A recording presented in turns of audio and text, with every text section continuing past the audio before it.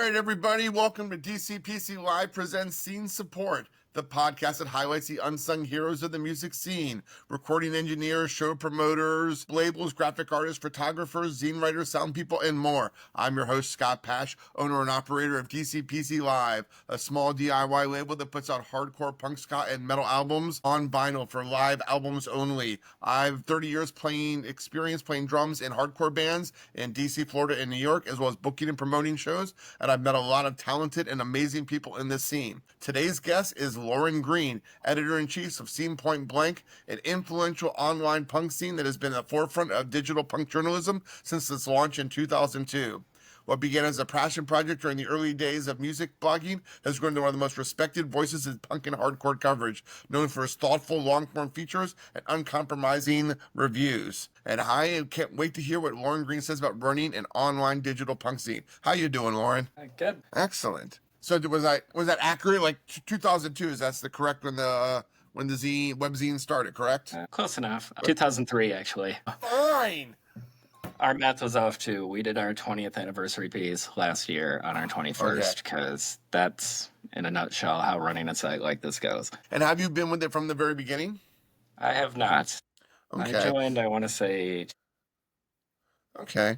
So can you give me a little story, background of how the website started itself, if you don't mind, and then how you kind of like became a part of it? And you can make this as short or as long as you want. It can be an entire buffet of information, or it can be a bunch of amuse-bouches if you prefer. All right. Well, I'm probably not going to do justice to the early days because I wasn't there, but I've heard the origin story many times. So we actually have some versions of it online if you really dig deep on our site, which I don't expect you to do when you're there for music coverage. But the short story is, I guess in probably 2002 or so, a bunch of people who knew each other on the AFI message board, if you remember message boards. I remember message boards, yes. They kind of connected through that and spawned the idea of let's do a site ourselves. Okay. There were 4 people who kind of had the title of co-founder at the time, and they came together, took on different roles. One of them is still with the site. Okay. Life has happened with the rest. Life has happened for all of us. But absolutely, I feel that. Yes. Matt, who was still with the site, is the web designer. He's the one who built the site in 2003, and he's rebuilt it several times since. He was, like he wrote in our 20th anniversary piece, he's gone from he was a teenager living in his parents' house to being a parent now while running this site, but he also wanted to do a career of working with web design, so it all kind of connects. And so how did you get involved then? Like, what's your connection with punk rock in general, if you want to start back with that? And then how did that connection with punk rock bring you to Scene Point Blank? Yeah, just looking for the starting point on that. I don't know if I firmly have one, but... That's okay. It was during the big wave of the 90s where I was living in rural Minnesota and, started hearing some of these bands that really intrigued me. Okay. I listened to kind of mainstream alt rock, what have you, metal leading up to that. I kind of knew I was looking for something else. I didn't know what. And then one day, I heard those 3 chords or whatever you want to say. I feel you. This clicks. Started a trajectory that kind of started with bands like Rancid and Green Day and the buzz bands or whatever you want to call them. Because I was, early teens at that time. I mean, I remember getting Rancid Let's Go on tape. And then my dad signed me up for some sort of defensive driving class. And the guy's like, oh, you can play whatever music you want. And I was like, well, I only have 1 tape with me. And it was like a 4-hour class. It was like 8 hours total, but like 4 hours in the car, 4 hours in the classroom. And I was like, oh, we're going to listen to this tape. And like that tape is probably only like 45 minutes long tops. Yeah. And so we listened to it over and over and over and over again. And I'm like, and I'm sure the guy's like, what the hell am I listening to? But that Rancid Let's Go was like It was a foundational tape for me. So yeah, it was one of them for me too. I remember going to the local independent store we had in my town, and actually I think first I went to Sioux Falls, South Dakota, and went to like 3 independent stores, and they didn't have it either. And then I went and special ordered it at the local one. See, I grew up in DC, so stuff was there, but I didn't know what to look for. and I always like selected things based on who other bands thanked in their liner notes. So I'm like, oh, well, Bad Religion thanked this band called Rancid, so I need to pick up a Rancid record. Yeah. It was similar for me. It's totally how I found those shows before the internet is you'd see flyers at those record stores I just named. Be like, I saw that font and like I think Let's Go to keep shouting out Let's Go. I think they literally had pictures of their flyers in the booklet. Everywhere. Yes. So I was like, oh, I recognize that. And I went to a billion bands I'd never heard a song of and liked, Yeah. 70% of them.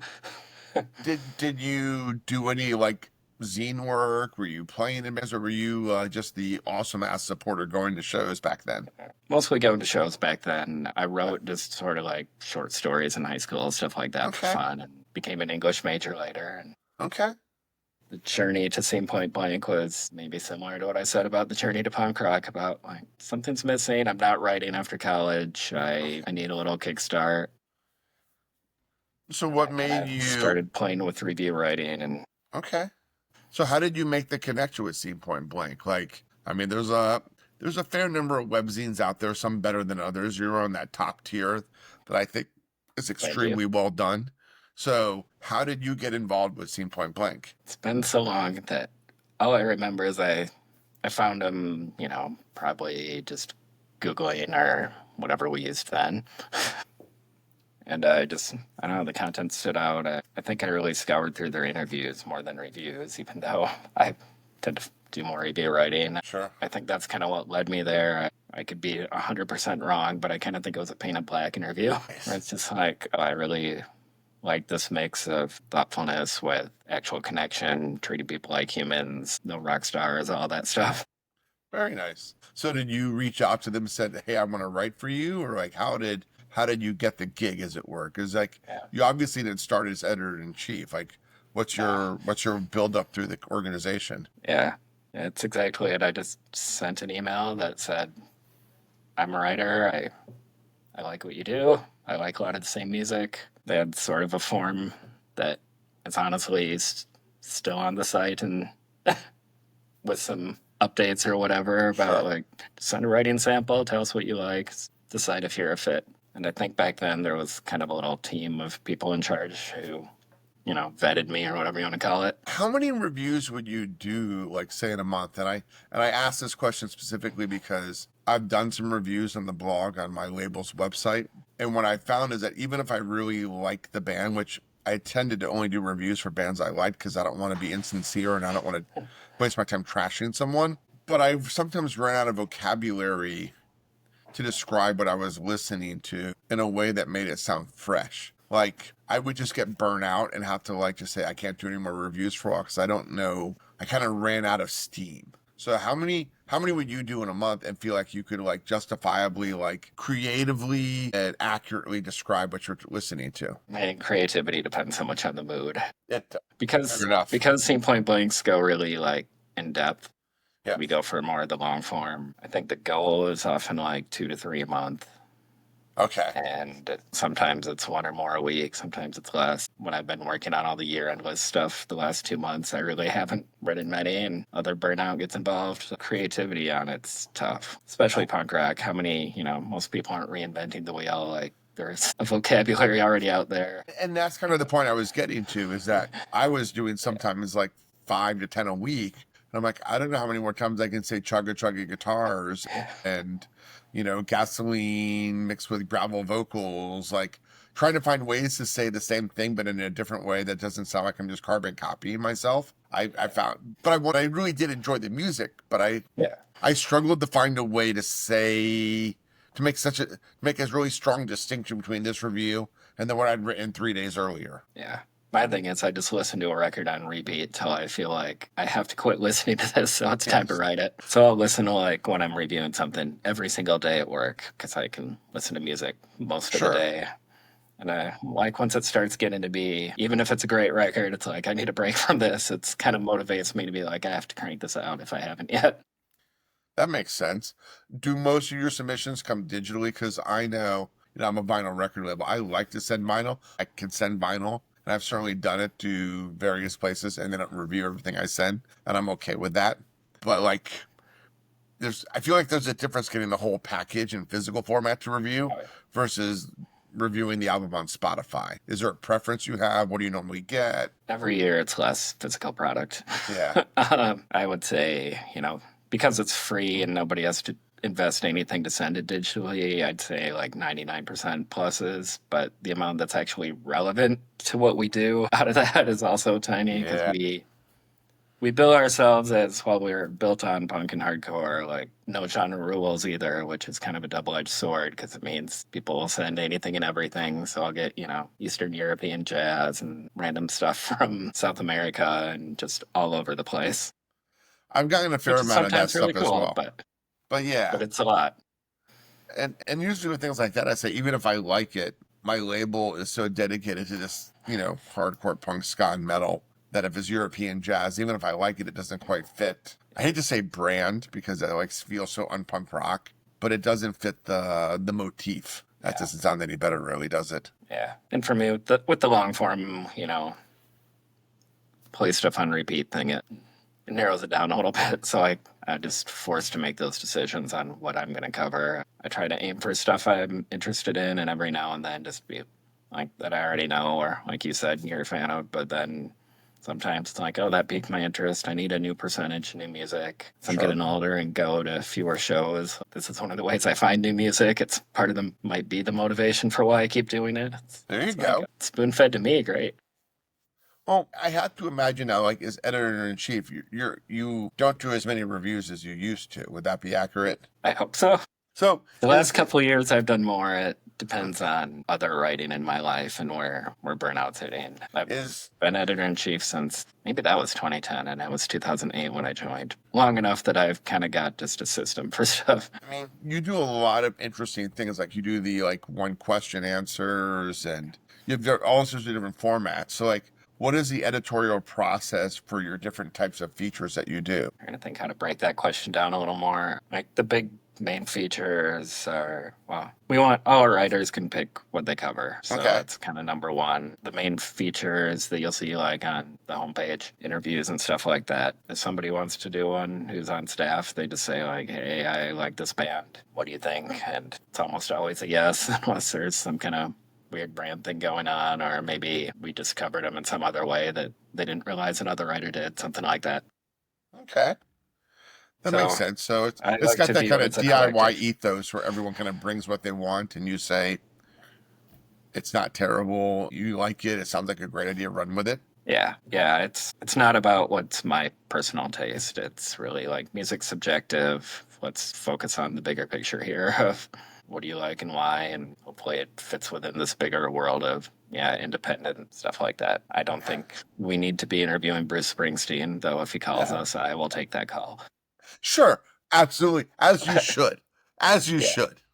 So, on that note, when there was an interview or something you wrote, have you ever been surprised by something? I want to separate this out. Okay, have you ever published anything where you've gotten a reaction from people that surprised you?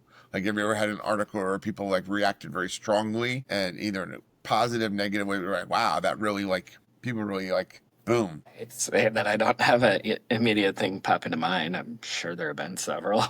I think we have a generally, I don't know if it's part of, we attract similar audience of our current staff, are kind of introspective, quieter types, and I feel like our comment sections are similar. I know we have the readers and everything, but it's not a super engaged online social media kind of thing. I would agree. I mean, I read your website fairly regularly, but I'm not the sort of person that leaves comments. I'm not even sure if I can leave comments, to be perfectly honest. Yeah, the current version doesn't have that.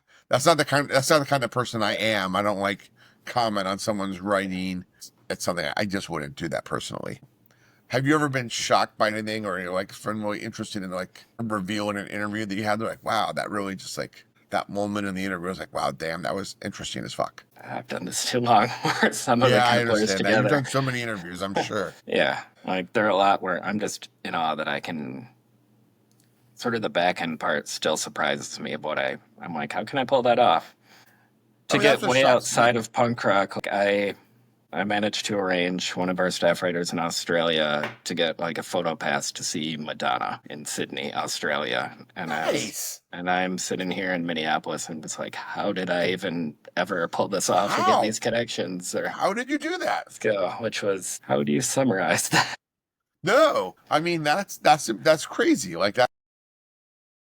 I know at some point we were on a press release for like a US contact, and they, you get down a chain and learn how to communicate with the various industries. And I think speak from authenticity. I was always big for that, of just tell people who you are and what you're doing. Well, you had a did you have a press pass when you were at the fest in Gainesville this year? Or were you just Yes. there for like so you had a press pass. Yeah, I've had one of those for almost every fest I've been to.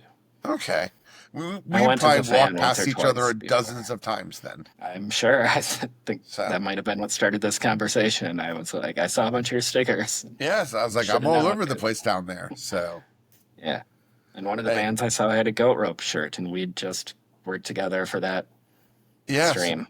That was great. Like as a small DIY label, I have to say that like the amount of support you show, your responsiveness in emails, and the fact that I'm almost always talking to you. I'm like, oh, this guy's like the editor in chief. And like, I know titles are titles, but like, I feel like you probably have a lot of other stuff to do than responding to me. But you always do, and you always do it with like clarity, and you do it with respect and kindness. I'm like, I really like this person I'm talking to. I already enjoyed your website, but just talking to you has always made me enjoy it more. Yeah.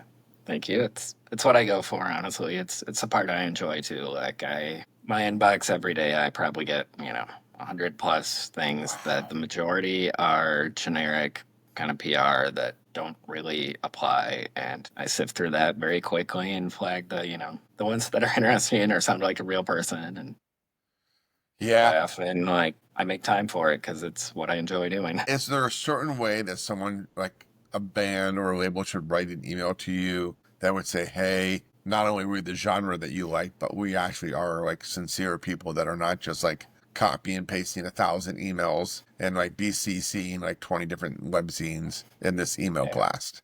Like, Well, how's first, the at best least way? BCC it. I'm shocked how many don't BCC. But and then you get a reply all chain going, and that's nuts. But I'm sure that's terrible. also, everyone makes mistakes. But Yeah. yeah, just authenticity. I think really be who you are. I'm not looking for some formalist. This is only coming from me, but I don't really care how many plays you had last month on Spotify. Just say hey, I'm in this band. Here's what I do. We sound like these other bands who seem to fit the site. Those 2-paragraph, quick to read the emails that come from a first person point of view, real person, and always get my attention more. I've got a lot more of them in the last month, honestly, which I know is also just because all the for-profit stuff kind of shuts down over the holidays. Sure. But it's just out of I'm getting all these emails where it's I get so many, like I said, I can't listen to 100 bands a day. I'd lose my mind just trying to even remember what's what. But when it's an email that stands out, I'll click. Are you the A hub quick of it link all? to a single is also very helpful, or something if you make me go through an attachment with another link, I get so much stuff that just kind of bogs it down. Yeah, and you're like, okay, that's too much for me. I can't do it. Yeah. Are you the hub for everything, or and I apologize, I probably could have scoured your website a little bit better looking at this aspect, or do you have list of people send as specific writers and say, oh, I'm going to send it to these people, or does everything go to you and then you distribute it out? Like, what's the hierarchical distribution system? Well, sort of like the features, people can cover what they want, just has to fit. Sure. We do have a general promo submission inbox that I sort of half monitor and is half automated, but people can go directly to our writers too. They have email addresses on the site. If you see someone who you're like, oh, this person is more my style than Loren is, it doesn't hurt to reach out to them too. I would say to send to the promos at cpointblank.com, and maybe just CC them or email them separately because personal touch works on me anyway. But so, and then you just mentioned earlier, the paid sites, right? Because there's a fair number of out there where you pay to get your stuff covered. Yeah. And I have two minds of this, right? On one mind, if I mail you a record that costs me $15, on some level, I'm almost paying you because I'm giving you a physical product that costs me $15. But you don't have to review it. If you tell me I got to pay you $3 for a review, I can do it, but then I question the sincerity of it because you're taking my money for it, right? And then you can also just, it's how do you feel about the whole pay-as-you-go review process?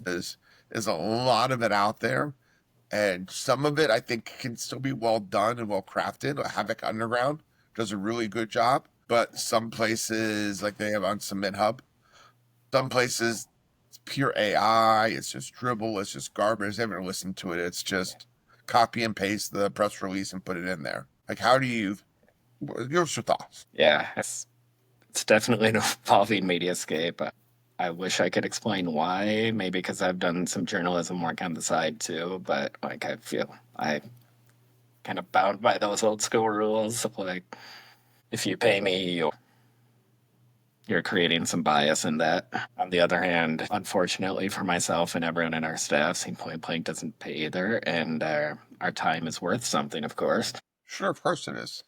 It's that stuff causes burnout too, and there's just so much now and everything else. I think it can be well done if it's done the right way, like you're saying too. I think disclosure is number one thing. A lot of the places that are charging don't say it. It should be, maybe not a big disclaimer with a, Surgeon General type sticker on it, but it should say, this was a paid placement. Yeah. And I think that's valid, like, because that way people know that it's paid. Yeah. And I'm curious about reviews as a whole as media evolves, because we all started with this where you can just go to YouTube or Bandcamp or Spotify and get a song. Every so often we have behind the scenes conversations of are reviews relevant when you can just play it yourself. And that's valid, right? Like I send every record to say Razor Kick and Maximum Rock and Roll, and they only take physical medium. And they print the reviews, and I share the reviews, and I get subscriptions to Razor Cake. Razor Cake is still printed on hard copy paper. MRR is just purely online now. And I might read through some of the reviews, but I don't remember any time I've ever read a review and said, now that I've read this review, I have to buy it. I might say, now that I've read this review, I'm going to go to Bandcamp and listen to it. Yeah. Right? That's a start. That's a start. But like, the value of a review beyond stroking the ego of the label and the band. I mean, one person's review is another person's, Yeah. I like the medium because you can be creative with it. Like Razor Cake, for example, has a lot of that. Sometimes I'm sure the bands don't appreciate it, where it just turns into somebody's like personal anecdote. I know Razor Cake does it a lot. We do. I actually from like time it to when they time. do that. Yeah, you're not writing the same copy paste in a review every time, and if you do it well, you can tie in like personal things that make sense for a mood or. And those are always my whatever, favorite too. reviews. I was like, oh, this Yeah. takes me back to such and such time in my life, or I Yeah. did this, or yes. Yeah, I don't want to read a review that's just a bullet list of this song sounds like this, song 2 sounds this way, song 3 sounds like that, because that's just boring. I feel you. So how do you feel? I mean, there are still like print zines out there. How do you feel like you've evolved as a web zine over the years in comparison to other web zines, in comparison to print? How are you staying relevant? It's a question I try to ask myself more lately.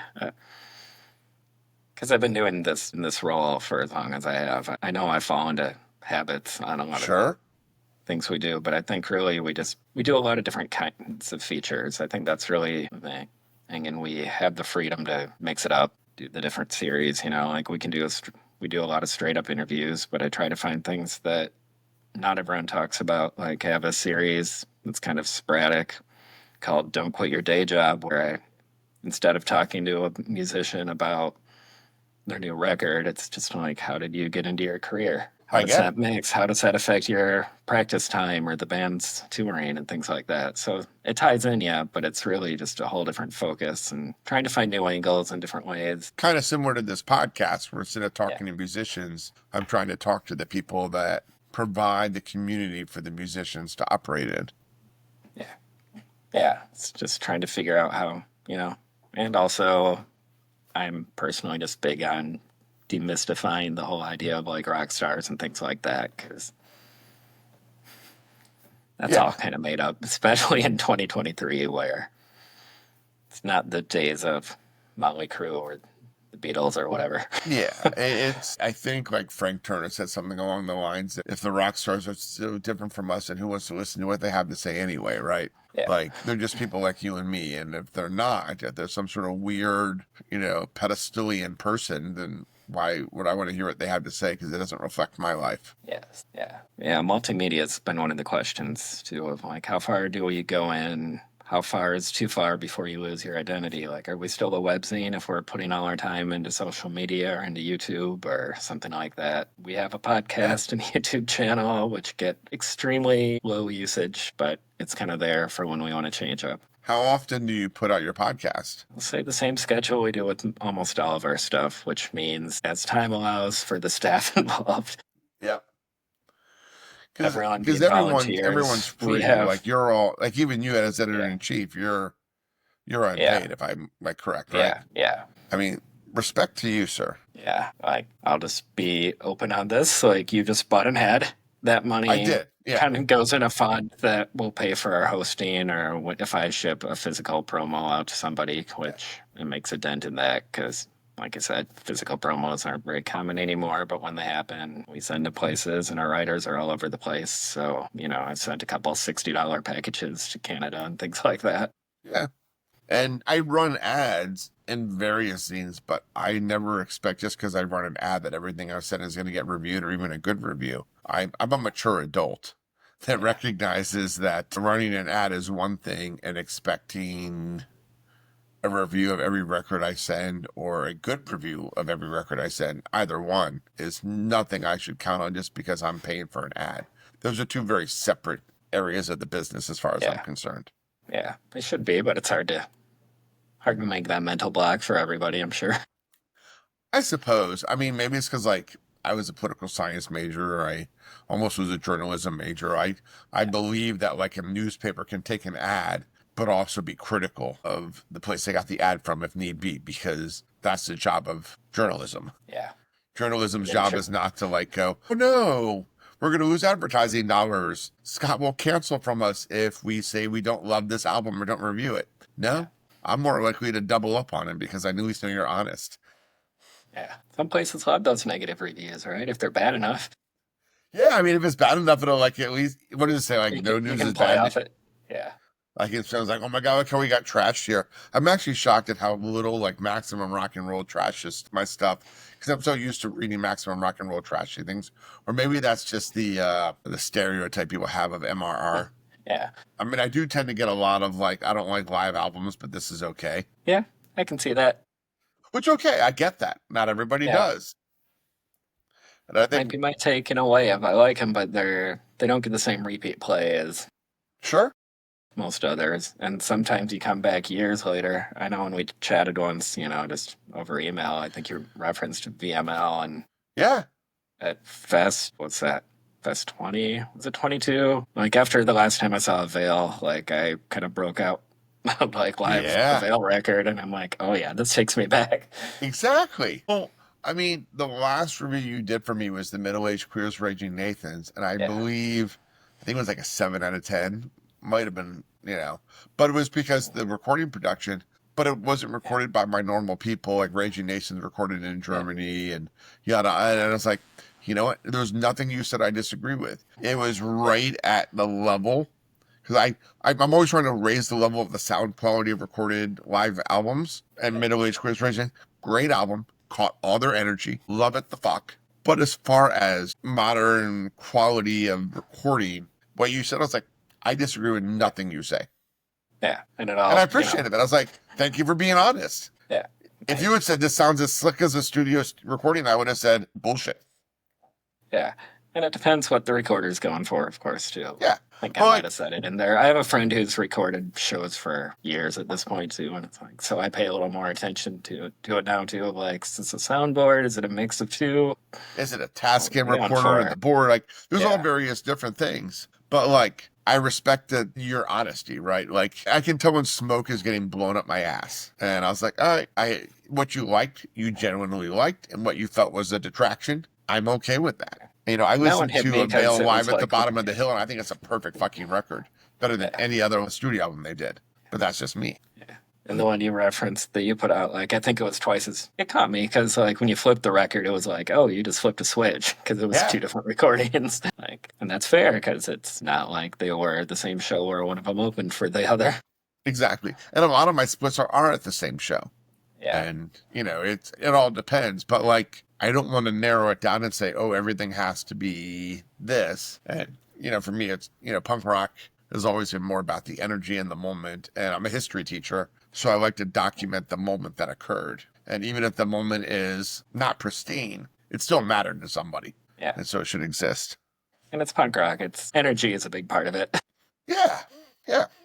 There are some bands out there I'm listening for the precision, but not too many in the punk rock world. No, I agree. Especially And at a live show. I'm in Minneapolis. I see Dillinger 4 more often than many other bands. Great band. I don't watch them for precision. And that's the thing, right? Like, I don't know if you called it the last fest. Did you catch Cross Keys at the last fest? I have them coming up in March. I'm not sure this podcast is coming out, so maybe before or after that comes out. But like, they're like, oh, we like to like put our all into shows. So we're not sure about the live recording because we might put too much into it.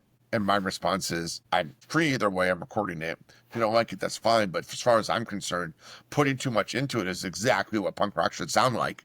Miss a chord, you know. Yeah. Be so excited that you're bouncing around and you don't sing a couple words into the mic because you're like jumping around so much that your voice is too far from the microphone. I'm okay with that. That's a live record. Yeah. Yeah. If I wanted the studio, I already have that. Exactly. I mean, it's like a live record is a best of album almost, except it's like, oh, you never got to see them live. Yeah. And that's what it's like. My first punk album was Circle Jerks Gig. It's a live record. Nice. And it was open like, here we are. We're the Circle Jerks. And I'm like, it just went on. And I was like, my mouth was just like agog.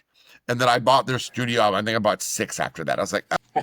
The same songs on this are not nearly as good as they are on the live album. And from that point forward, I became like a live album dude. Yeah. Started early. Yeah. I mean, my first Agnostic Front was live. My first Fear was live. My first Exploited was live. My first Ramones was live. So, and I didn't like have this in my head per se, but it's like, oh, how do you get a best of that you know is great? Well, it's like if they play the songs live, it has to be the best songs. Yeah. Because it's live. Like, why would they play their shitty songs live? Exactly. I think I That's came kind of up. my thought. Yeah, I think I came up on live records in the CD era, which was a knock on it too, because CDs, you'd always have that, like, the conversation kind of gets cut off between tracks and things like that. Yes. What is it? As I you're bought saying a- this, I'm thinking back to, like, what were my first ones? And some of them, they weren't in the punk world, but the ones I'm thinking of are, it's just like, oh yeah, that always felt interrupted. And you hear it start and stop and things like that, where it's, Yes, it's I hear probably that. largely a byproduct of CDs. I bought 15, and the first album, it's also a live album. They had an entire track that was like 3 minutes long of just the dude talking. Yeah. The dude talked a lot. There was a lot of talking on 15 record. I was like, Yeah. holy hell, I have a dude. couple of those. Yeah. I was like, I enjoy you. I even enjoy what you're having to say. But when I go to put it in for the 5th time, I was like, oh, I do not need to hear how this person's revolutionary again. Skip. Yeah, I have a bunch of those. I took the COVID project of ripping like all my CDs finally into MP3s, which was decades Wow. late. Yeah. But then I hit those on like some playlists from time to time now, and I'm always like, should I edit this track? Yeah, Just cut exactly. out Like, do I really cut out need to that have 10-minute this? part. It's Yes. yeah. I have that on reissues. Like with it, Stiff Little Fingers, I have a couple of those, and it's like a 20-minute interview with Jake Burns at the end, and Yep. it's interesting ones. I don't expect anyone to, listen to an interview all the time. I have an Agent Orange one where there's the same thing, a long interview at the end. I was like, I've listened to it off and on over the last 15 years, but I often would skip past like, oh, I've heard this interview before. I hope everybody enjoys watching and listening to this, but I doubt many people are going to come back for a 5th time. Exactly. Right. Like I would never expect, I don't know that I've ever gone back and listened to a podcast episode again. Have you? I don't do as many podcasts as you'd think, given what I do, Yeah. but I don't think so. Yeah. Not I mean, on purpose. There's some things where you're like, this sounds interesting, and like 5 minutes in, you're like, oh, I've done this before. But I mean, I even struggle to rewatch like movies and TV shows nowadays because there's so much new content so readily available.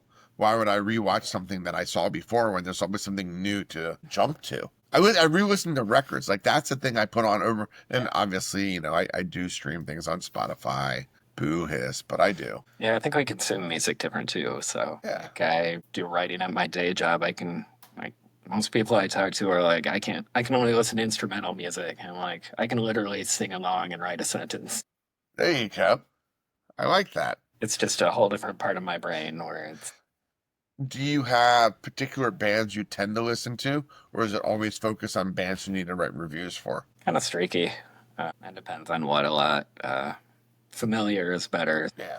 Like if I had something where I need to concentrate, like I was saying, it's a different part of my brain, so I'll hear the melody more than the words. Like I can't do NPR or like hip hop. I struggle with while working because Yeah. it's a lot No, I more get that. word focused. So I'd say the harder it is to hear, I don't know. Okay, so let's assume that you're like not listening to reviewing. Like, what were you listening to today? Honestly, it was sort of just a tired Monday, so I didn't have the radio going that much. I get it. I get it. We all have those days. Yeah, I went to bed a little too late last night. Yep, Just I one of those understand. days. Good for you. Good for Yeah. you. Too Yeah. many people tell me they can't stay up late, and I'm always like, My problem is I do, and then I can't go to bed when I need to yeah, because I get there is used to always it. that issue. Well, I Yeah. spent years being a teacher and having band practice until like 1 o'clock, and then I would get up at 5 a.m. and go to work because all my bandmates were retail, so they didn't even get off until like 10 o'clock at night. So we didn't start like restaurant, retail, etc. We wouldn't start until like 11, and then during the pandemic, they all got 9 to 5 jobs. And we started at 7. I was like, oh, great. We can go like practice till midnight. Oh, no, we need to end at like 9 or 10 so I can get some sleep. And I looked at them. I was like, the fuck are you talking about? I did this for I haven't years. slept for 2 years. And Yeah. all of a sudden, you guys need sleep? It's I fine. was on the job a lot. Yep, I taught middle school Yes. kids. Yeah. You know how hard it is to teach middle school kids tired? I can't even imagine. Very hard. I couldn't do that. No, it's hard At to do all. when you're not tired. Yes. It is not an easy thing to do. And I You did it don't for just go in and years. you didn't just go in and tell them you had band practice. Oh, I did tell them I had band practice, but I had 7 periods to teach. Because I was like, oh. I mean, I even had one time where I came in, I was like, yeah, it was my birthday last night. My buddy took me out, and we went to like such and such, and then we went to here, and then we went to go see the Subhumans, and then we left, and then we ate a bunch of like hot dogs at the thing, and then we went through the McDonald's drive-thru. And I got 2 double quarter pounders of cheese, so I'm like suffering from the meat sweats, the beer sweats. I didn't drive. And then I came straight here because Yeah, I came straight here, and like here I am. I took an hour nap, and they're like, that's what you have to look forward to when you grow up, kids. yeah. That's it, right? You're gonna go out to a Subhumans show, and then you're gonna eat a lot of shitty food afterwards, and then you're gonna go to work the next day. And Subhumans will still be going because they're timeless. Exactly. I was like, they're still like they're older than I am. Yeah, they're I on think they have a stage tour right playing. now. Yeah, I love them. Also, Subhumans Live at a Dive is better than any Subhuman studio album. I will die on that hill. I will die on that hill. Believe that. I don't have that. Way better. It is supremely better than any studio album they did. And you send me your hate mail, I'll respond in kind. Yes. So you're talking about this. I'm getting these like feature ideas in the back of my head now. So Yeah. If you it's ever one of the struggles of having, limited staff. We're always taking volunteers. I'll just keep dropping that plug in, but as like I'm always like, what are things we can do with like guest features and things like that? So yeah, it's trying to mix it up because too many guest features, you're gonna lose your voice. sure. It's like how do you balance that in and make it interesting and I for a couple of years, just in, real life, I hate calling it that, like these are separate things, but paid life, I was doing freelance writing on a lot of things, and it's like I programmed my brain to like, I think I'm just always looking for like, what's a new angle of this thing you've heard? I think you do that, right? Like I said, I know you had the single question interviews. Yeah. What are some other formats that you have that you do besides like those that you want to like maybe share to the audience that hasn't like explored your website besides like the Yeah. Oh, when we hit like, I'm making up a number, but there are over 1,000 of those one question interviews out there. That's great. They were designed like with the idea of, like you can read them like a Twitter feed or something if you're bored at work and just go through it. But I think after I'm we've the done, asshole that responded with like 5 paragraphs to your one question. it's all right. I love the variety though. Some people do that, and I've literally had a couple that were one word. And I'm like, let's roll with it. But after we did a bunch of those, I kind of did a spin off that we occasionally do called What's That Noise? That's just gear focused. Oh, really cool. Because I also try with the one question interview thing. It's like I don't want to ask the same person a question, even though it's been going on for years. And you could ask, you're going to get a different answer 5 years later anyway. But it's like Sure. now you have another little in. I don't play anything myself, which makes music writing fun and challenging in its own way, I'm sure. I play I got drums. over the I'm barely a imposter musician, syndrome, so. but yeah. But it makes it harder for me to ask the gear questions. But I think that's one of the ways we try to tie into multimedia too, because I'm like, send a bunch of pictures. Send us a YouTube clip if you want. And it's not a thing we've used a lot, but I've got a couple like fun little things. Like this one's on our YouTube and ties to the site, of course, with an embed code. But like, I hope I don't get his first name wrong. I should look this up. We talk like Lagwagon talks about his first guitar and kind of shares the story behind it. Or which Fresh Prince of Darkness, I think, at the Dwarves, like his little tour of his studio room. That's rad. That's like those things have been pretty cool. And side by side with that, it's a bunch of bands who put out like demos and things like that, because that's one of the other things I often hear from others, but it's just my focus about seeing point blank that people like. It's like, and everyone's on equal footing here. No, and I appreciate like your aesthetic is big bands and small bands and everything in between. You're not gatekeeping in any way. You're allowing people to come in. You allow writers to write their stuff. So like you're very much about allowing a fresh perspective and with Yeah, if it's good, write about it. That's kind of my thought. It shouldn't be like, I don't know. It depends So on our feature type a little. We might not run like a main page headline on a local band that's played one show or something like that. But we have a blog section too, where if you are a writer for us and just really want to write about that band that played one show, be like, there's a spot for it. there you go. Not going to say no. And like you gave my one release like a full front page for like an extended period of time out of kindness. Oh, is that the featured stream kind of thing Yeah, you're talking about? that was great. That's another thing we do once a month. That's the idea exactly, is just share music. That was one of when I took over as editor-in-chief, nothing against like the people before me. It was just a change. And, I came in with like, what are some ideas I have? And I remember like writing like, a bunch of stuff down, and I was like, what if there's a way to just like give people something to listen to while they read it? Because this was, 2010-ish, and Yeah. we didn't have embed codes on everything yet. Obviously, the text changed. I was like, just let people listen to music and read about music. It seems obvious. And it's also a like highlight something. I reach out to labels I work with. That's how we connected on that, was just feel like, you have anything that times with our next month that's available? And then I try to rotate through. So I'm not going to ask you again for, a year or so. Just try to mix up what's in there and get a wide variety of stuff, because I mean, I figure you probably won't ask me again for like 2 years. There's enough labels out there, maybe even longer. I like that may have been my one shot for the next half decade. And I'm okay with it, because it shouldn't be all about one label. It should be multiple labels. And your website doesn't allow for monopolization from what I can tell. It seems to be really broad based, which I appreciate. Thanks. I wish Matt was here to chime in on some of that, because that's by his design work too, was the exact ideas. While I said I reached out with the featured stream, like labels are welcome to reach out too. You don't have to pay to do it. It's just, does it time right? Does it fit the site? Do we like it?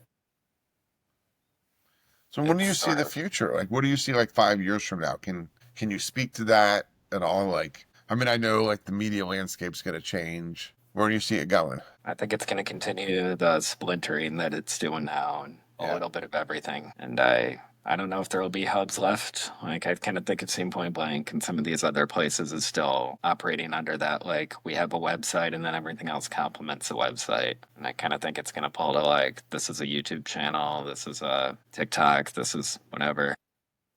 So I'm you guessing. mentioned TikTok. Like, do you have anyone on volunteer staff that handles your social media, or who does? Oh, we don't have TikTok at all right now. As you shouldn't. But what about like How to Instagram? share them? That's what I'm thinking about answering. So it depends on the platform. Okay. And we have some people who prefer one to another, so they volunteer and do them some. Twitter is mostly automated. We all know Sure. where Twitter's headed, but I that haven't just touched it automatic. in so long. It's basically a news feed of what posts to the site, and occasionally you'll get a real human post on there. But like Facebook is, we kind of share our highlights. I tend to do that, and a couple other people help with like the one question interviews. Cheryl pops in and does that, and depending on what's going on in other people's lives, sometimes they do too. Instagram shared by a handful of writers. I kind of just encourage, or staff, I should say, not just exclusively writers. We just added a photographer who's done a couple shows and is posting Okay. in there. She's in Toronto. And we like Instagram is the most communal of it, I think. And my very broad statement is if you see something cool that's music related, share it. I don't care if it's a concert you're at, something at the record store. I know it got a lot of reactions once, even though it's way outside of the punk hardcore thing. Is like I was walking downtown Minneapolis one day when it was snowing, and there's a big Prince mural I took a photo of in the snow, Nice. and it's just like, what fits the theme. I'd like to share that stuff more. It's a lot to take on, and social media is best when it's human and not automated. So it's really just what can we do with our resources and go from there. No, that makes I'm sense. It's trying to just, figure it out. I just started a Blue Sky for Scene Point Blank like oh yeah, the blue a sky, month ago. the new like Twittery Yeah. sort of thing. I haven't even gotten there yet. I just Yeah, I barely looked at it. It's more of a placeholder, and I've like made a couple of practice posts, so to speak. it's so hard. Like social media is certainly essential for me as a record label. Yeah, But like I can only spend same so here. much time on it. And I tend to just use Instagram and then a cross post to like Facebook and Threads. I don't know anyone that goes to Threads, but I'm sure someone does out there. Yeah, I have two teenage kids, all they are on TikTok and Snapchat. And I've yeah, tried TikTok and I don't think I understand how it's supposed to be used because I'm almost 50 years old. And I just don't know how to. I just post the same stuff on TikTok that I'll post on IG, and I don't have time to draft narrative yeah. videos. Nope. That's exactly it. It's curious to see where it's going, and because it's constantly changing. Yeah. So, I Whatever mean, the original question was here, I'm trying to think back.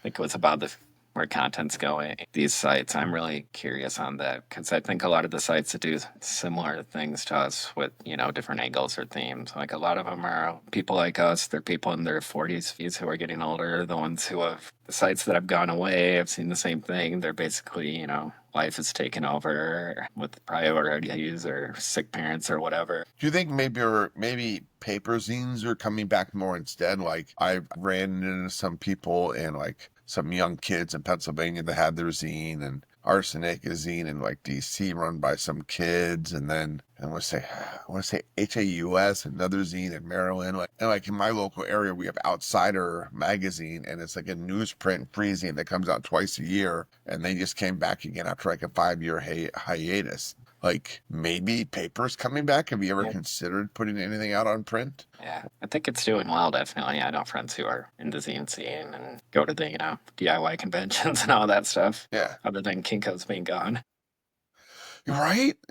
I mean, Staples is fine, but it's not Kinko's. I used to love Kinko's. Open to like, was it 24 hours, right? I'd go there and, man, I'd Yeah, make flyers all night long. And but we've talked with some print scenes about doing like collaboration kind of things like okay, that. I don't see like switching directions or anything because I certainly don't have that bandwidth. sure. No, I get that entirely. Much like you as a record label are talking to us for doing this, it's all connected. Sure. And I mean, I'm doing physical records. Like, I'm not even sure that's the future or the present. So it's somewhere in between. yeah, time will tell there too. I Yeah. saw the numbers last year. Or what was it? Something like a 50% drop. But Yeah. I mean, it's pretty much, I started during the pandemic and I'm not an economist. I didn't do like any econometrics on it. I didn't do a statistician's report. I didn't run a t-test, et cetera, et cetera. But like the amount of records I sold in the first 2 years was exceptionally higher than the amount the last 2 years, even though I put out quite a bit more records. And part of me says it's because people, well, they were stuck at home. So they needed something to entertain themselves. They had extra money because they weren't going to restaurants or movies or bars. So they were flush with cash. And ordering a record to come home was like, oh, this is something I can look forward to because I'm stuck in my house. And as soon as the pandemic ended, everyone's back to like Spotifying and spending their money on things going outside of the home. And like, but there was a 2-year period. I was like, oh, this is going to be great. Yeah, it's always changing, and I think the biggest thing now is how do people hear about things. Another thing in the pandemic is everyone was online all the time, and I mean Nope. we are all the time, but True. hopefully a little less now than 2020. I mean, my general hope is at some point I can find 100 people that like what I do so I can sell every record. Just 100 people out of the billions, right? Yeah. Like, I should be able to find 100 people somewhere in the continental U.S. I can ship to Europe and Canada, but it's really pricey. Somewhere, 100 people, that's all I need. Yeah. I know a lot of labels are doing like subscription packages now where you get a club and you do this many a year. And I've thought about that. I just haven't figured it out yet. It's, it's like any other business. I'm constantly chasing my tail and figuring things out. And I am married with 2 kids and a doctoral program. So it's not like I'm sitting on my laurels doing nothing. I know. Yeah. I think you probably have the same issue we do too, where you cover so much variety that like you put out a ska record and then a hardcore record and you're looking at 100 people who like both. And that's inherently the problem, right? Like I don't stick to one specific genre. If I like it, I'm going to put it out. Yeah. It was like, oh, I put out Outer Loop. What are they? I was like, I don't know, post-punk, post-hardcore, sometimes Spanish vocals, sometimes not. Really good. Yeah. I like don't know how to describe it, but good. Yeah. I think we premiered one of the songs, and when you sent it, I think it took the second listen because I was ready for hardcore. Yeah, right? But that's I like a lot of stuff. Yeah. Yeah. And I'd say you need to. Like, you need something for every mood. You can't just be all folk punk or all ska. I mean, I guess you can. But like, it's the same way with the shows I book. Like, I book shows, and I know the Hudson Valley loves their beatdown hardcore, but I'm going to throw a ska band on there for you. And I'm going to give you an emo punk band, too, and maybe a skate punk band. And it's all going to work together because I don't want to hear the same thing for 4 hours straight. Yeah, I love those shows where it's 5 bands and it doesn't have to be 5 different styles, but at least 2 or 3. At least enough diversity that, like, I don't want to go to a 5-band Ramones core show. No. Like, I was like, oh, come on. Even if it was the Ramones, I want to listen to them for 5 hours. Yeah, there were some of those. There used to be a fest, and I think it was Baltimore, where I was like, man, I love a lot of the bands at that, but I don't think I could do 3 days of... Yes. Exactly. And that's one of the reasons I like fests. I mean, there is certainly a Gainesville sounding thing, but there's also bands like Asshole Parade and Fortitude and 430 Steps and Guilt. There's enough other stuff out there. And then there's the ska bands. Like, they've gotten really big into ska nowadays at Fest. I'm like, okay, there's enough going on here that I'm not just listening to the Gainesville style melodic punk, which I love, but for 3 days, 12 hours a day. Yeah. One of my favorite fest memories, because I think it's a good metaphor for that, is when Mariachi out Bronx played, and it was like the first thing on a Sunday morning, and everyone's just sitting on the grass because you're exhausted. And it's like, we all just need chill out music right now. Exactly. You just need that moment. Yeah. All right. So I don't want to take up too much more of your time. If anybody wanted to start their own zine, whether it's web or print, what would be your advice to the people out there, young, old, middle-aged, who said, you know what I want to do? I want to do music journalism without any pay whatsoever. How can I do that? Do your thing. Do it your way. You're not going to burn out that way. Because if you're sinking everything into doing it someone else's way, you'll be really into it. You'll probably be great at it for a while, but it's going to take a toll. You get burnout. You have to find ways to balance. And I also say do your own thing, because that's what makes this stuff great, is you want your own voice. We don't need copies. I think you just gave wisdom for the ages, if you think about it like that. That would go across the board for everything. Where does someone want to major in college? What do they want to do for their lives? What kind of music do they want to play? It's literally, you just said, just be true to yourself. And I think that's the best advice anyone can give. I was just hanging with my 16-year-old daughter and her friend, and she was like, I might want to be a singer, but I'm not sure. I was like, just go for it. She's like, I want to be a classical vocalist. I was like, go for being a classical vocalist. Just go all in if that's what you like. Yeah. Be who you are. And know where your limits are for if it's losing it. Either take a step back or deep breath and pause. And yeah. know when to re-examine or whatever. I'm a All right, creature of Lauren. Well, habit, so I'm good at that. Lauren, thank you so much for coming on the show. I really enjoyed talking to you. I'm enjoying learning about Scene Point Blank. I hope everyone at home has enjoyed watching and or listening to Lauren and I discuss their amazing webzine. If you haven't checked it out yet, please go and do so. There'll be some information in the credits for the show. Everyone have a great day, and I'll see you again soon. Thank you. Thanks. Have a good night. Yeah, thanks to everybody, Scott and all the listeners. Awesome. Thank you, dude.